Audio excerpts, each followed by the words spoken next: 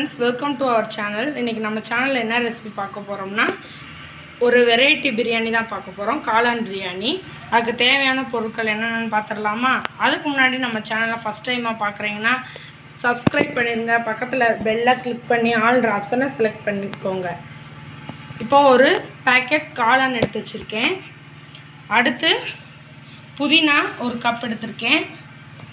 தக்காளி வந்து ஒரு 2 பெரிய தக்காளியை பொடி பொடியா நறுக்கி எடுத்து வச்சிருக்கேன்.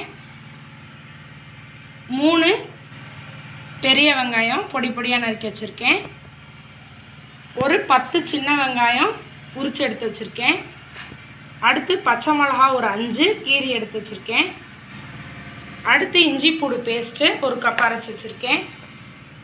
மல்லித்தலை வந்து ஒரு 3 கொத்து எடுத்து வச்சிருக்கேன். 1 கப் கெட்டி தயிர். இப்போ பிரியாணிக்கு தாளிக்க என்னென்ன தேவைன்னு பார்த்துடலாம். கல்பாசி 1.5 ஸ்பூன் எடுத்து வச்சுருக்கேன். 2 பட்டை, 5 கிராம்பு, 5 ஏலக்காய், அன்னாச்சி பூ ஒரு 2, பிரியாணி இலை ஒரு 2. தேவையான மசாலா வந்து கரம் மசாலா, மல்லித்தூள், பிரியாணி பவுடர், தனி மிளகாத்தூள். பிரியாணி எப்படி செய்கிறதுன்னு வாங்க வீடியோக்குள்ளே போய் பார்க்கலாம். அரிசி வந்து ஒரு 10 நிமிஷத்துக்கு முன்னாடியே நான் எடுத்து ஊற போட்டு வச்சுருக்கேன். இது வந்து காப்பிடி உலக்குன்னு சொல்லுவாங்கள்ல, அதில் வந்து காப்பிடி உலக்கு எடுத்திருக்கேன். அரிசி வந்து நல்லா ஊறினா தான் உங்களுக்கு பிரியாணி வந்து நல்லா வரும். அதனால் முதலே தண்ணி ஊற்றி ஊற வச்சிட்டேன். ஃபஸ்ட்டு வந்து நம்ம மசாலா அரைக்க போகிறோம். அதுக்கு வந்து சின்ன வெங்காயம் உரிச்சு வச்சுருந்தோம்ல, அதை இதில் போட்டுக்கிட்டேன். அடுத்து 2 மிளகா, கொத்தமல்லி தழை, புதினா,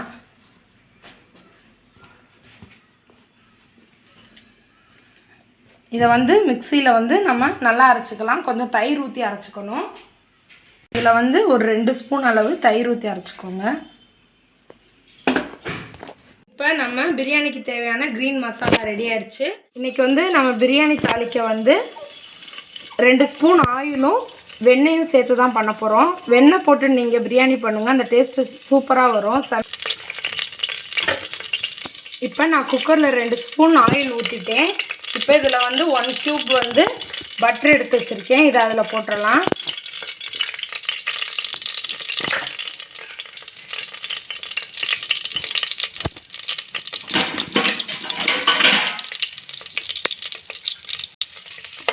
வெண்ணெய் வந்து உருகட்டும்.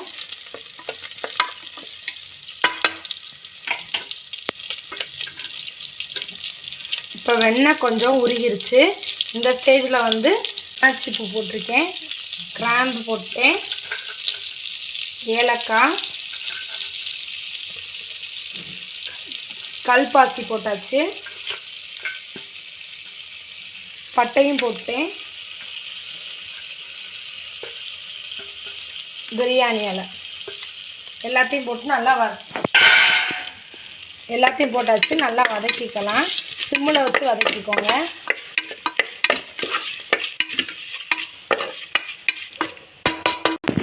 இப்போ இந்த இது நல்லா வதங்கிருச்சு. இப்போ வெங்காயம் போட்டுக்கலாம். இதில்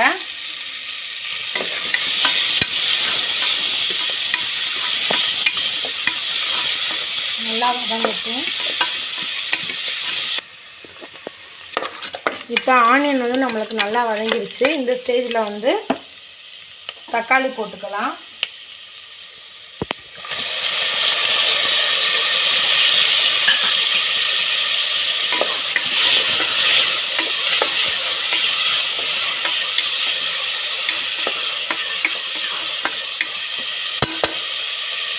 தக்காளி ஒரு 2 நிமிஷம் நல்லா வதங்கட்டும். இப்போ தக்காளி நல்லா வதங்கிருச்சு. இப்போ இஞ்சி பூண்டு பேஸ்ட்டு 1 ஸ்பூன் போட்டுடலாம்.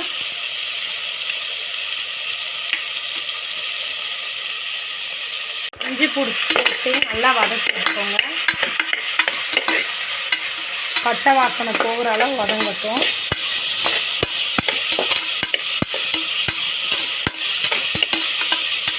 நல்லா வதங்கிருச்சு. இப்போ பச்சை மிளகா போட்டுடலாம்.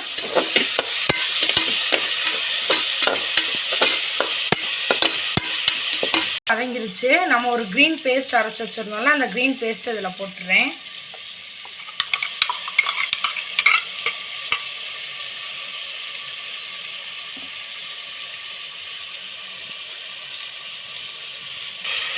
இப்போ இந்த க்ரீன் பேஸ்ட்டை நல்லா மிக்ஸ் பண்ணி விட்டுறலாம். நல்லா பச்சை வாசனை போகிற அளவு ஒரு 5 நிமிஷம் வந்து நல்லா சிம்மில் வச்சு வதக்குங்க. இப்போ பார்த்திங்கன்னா நம்ம மசால் வந்து நல்லா ரெடி ஆயிடுச்சு. பார்த்திங்கன்னா எண்ணெய் மிதந்துட்டுருக்கோம். இந்த மாதிரி ஸ்டேஜில் வந்து நம்ம காளான் போட்டுக்கலாம். அடுத்து நான் காளானை நல்லா கழுவி நறுக்கி எடுத்து வச்சுருக்கேன்.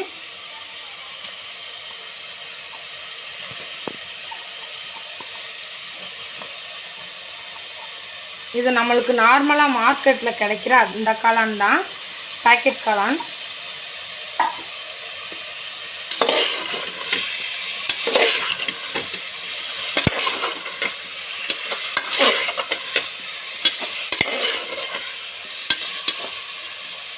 இப்போ இந்த ஸ்டேஜில் வந்து கொரியாண்டர் பவுடர், அதாவது மல்லித்தூள் வந்து ஒரு 3 ஸ்பூன் போட்டுக்கோங்க.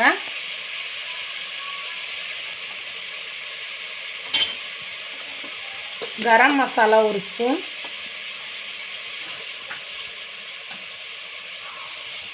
மிளகாத்தூள் 2 ஸ்பூன்,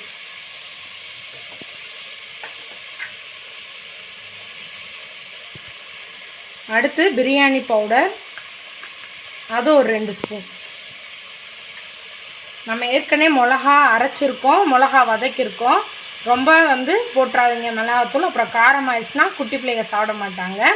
உங்கள் தேவைக்கு தகுந்து நீங்கள் மிளகா பொடி போட்டுக்கோங்க.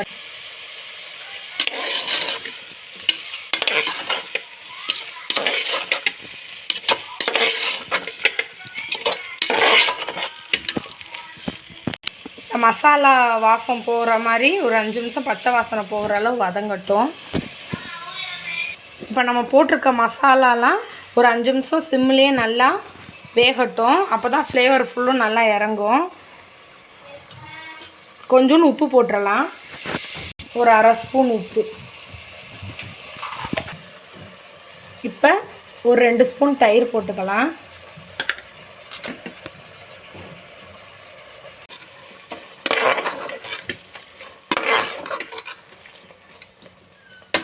மசாலா நல்லா வெந்துருச்சு. இப்போ கொஞ்சோண்டு கொத்தமல்லி தழை, புதினா, இது நம்ம டெரஸ் கார்டன்லேயும் இருந்து பறித்த புதினாவும் கொத்தமல்லி தழை தான். எவ்வளோ ஃப்ரெஷ்ஷாக இருக்குது பாருங்கள். இப்போ மசாலா நல்லா கொதிச்சிருச்சு. இப்போ நம்ம பிரியாணிக்கு தேவையான தண்ணி ஊற்றியாச்சு. இது நல்லா கொதிக்கட்டும். ஒரு தட்டை வச்சு மூடி வச்சுருவோம். உப்பும் போட்டுடலாம், பிரியாணிக்கு தேவையான அளவு போட்டு மூடி வச்சுட்டு இது நல்லா கொதிக்கட்டும். கொதித்த பிறகு நம்ம அரிசி போட்டுக்கலாம். இப்போ நம்ம பிரியாணிக்கு ரெடி பண்ணி வச்சுருக்க மசால் வந்து நல்லா கொதிச்சிருச்சு. இந்த ஸ்டேஜில் வந்து நம்ம அரிசி ஊற வச்சுருக்கோம்ல, அதை வந்து இதில் எடுத்து போட்டுடலாம் தண்ணியை வடிச்சிட்டு.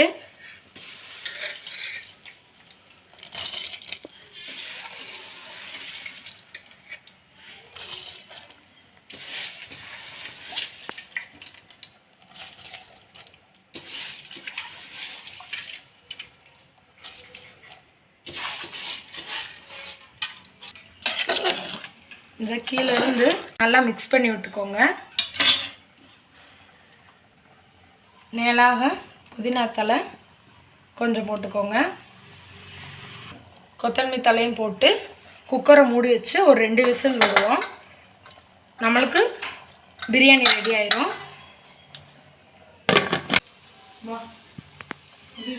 இப்போ நம்ம சுவையான காளான் பிரியாணி ரெடி ஆயிடுச்சு. வாங்க சாப்பிடலாம். இந்த வீடியோ பிடிச்சிருந்தா லைக் பண்ணுங்கள், ஷேர் பண்ணுங்கள், கமெண்ட் பண்ணுங்கள். மறக்காமல் நம்ம சேனலை சப்ஸ்கிரைப் பண்ணிடுங்க. பக்கத்தில் இருக்க பெல் ஐக்கானை கிளிக் பண்ணி ஆல் ஆப்ஷனை செலக்ட் பண்ணிக்கோங்க. தேங்க்ஸ் ஃபார் வாட்சிங்.